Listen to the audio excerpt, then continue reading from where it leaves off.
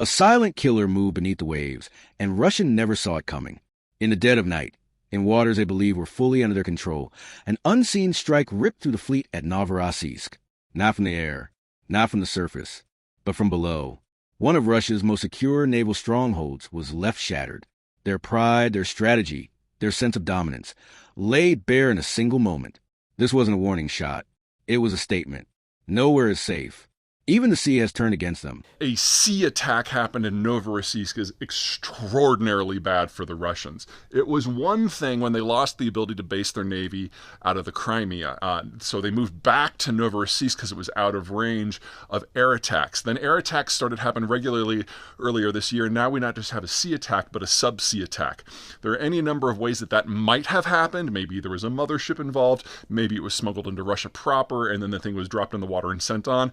But the bottom line is that the targeting suite of these drones is very limited, and if it goes underwater, it's not receiving signals from anyone else unless it's on a tether, and if it's on a fiber optic tether, you would have to have another ship nearby, which it's really stretches the imagination to think that the Russians would be that unaware of things going on in their own immediate waters. Which means that if this is true, what happened was that the sub was at dock when it happened. We do see damage to the dock. We do see damage to the booms. And if this is a fundamentally new weapon from the Ukrainians, they're calling it a sub-sea baby. The sea baby is their surface drones. Then Novorossiysk has become completely untenable for any sort of Russian naval or maritime activity. Peter Zeihan breaks down exactly what this means for Russian naval operations and why this attack could fundamentally change the war. The strike at Novorossiysk proves that Russia's naval power is no longer untouchable. Even bases once considered secure are now exposed, revealing deep and dangerous weaknesses in Moscow's defenses. This is more than a temporary setback. It marks a strategic shift in which underwater, asymmetric, and unconventional attacks can shape the entire course of the conflict. For Russia, the era of uncontested maritime dominance may be over, as the stunning revelations from a naval strike continue to emerge. Where Russian prestige was shattered beneath the waves, the fractures in the Kremlin's defensive architecture grow impossible to ignore, and the humiliation doesn't stop at sea. Losing control of its most protected maritime outposts is only the beginning.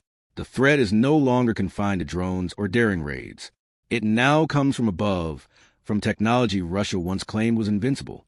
The very system designed to shield the Russian Federation from catastrophic threats, its early missile warning satellites, is failing. The consequences are nothing short of strategic disaster. Russia's legendary early warning satellite network, known as Tundra, was once the crown jewel of its military power. Developed during the Soviet era, it was designed to detect ballistic missile launches across vast territories, granting Moscow precious minutes to respond. For decades, it was treated as untouchable, the unblinking eyes in the sky, the ultimate guardian of Russian security. That guardian is gone.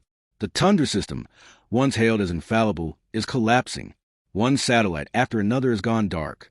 This failure is not the result of Ukrainian drone strikes or foreign sabotage.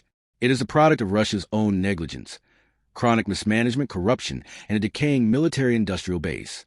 What was once a system capable of monitoring threats thousands of kilometers away has been reduced to a hollow shell. 2 satellites are completely non-operational. The remaining one barely functions, unable to fulfill its mission. A nation that once claimed dominance over the global strategic balance now stares blindly into space, unable to see what may be coming. This is not merely a technical issue. It is a strategic catastrophe.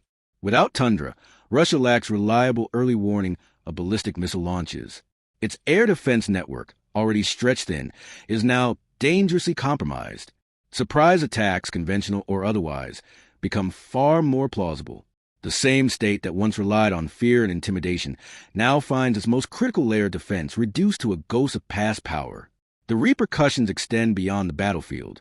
Putin's attempts to manipulate international politics have also faltered. His carefully staged diplomatic maneuvers, including efforts to influence Western leadership, have failed. The meeting between President Zelensky and former U.S. President Trump at Mar-a-Lago demonstrated Ukraine's diplomatic resilience. Zelensky did not escalate, did not retreat, and in doing so defied Kremlin expectations. For a leader accustomed to controlling outcomes, the result was infuriating.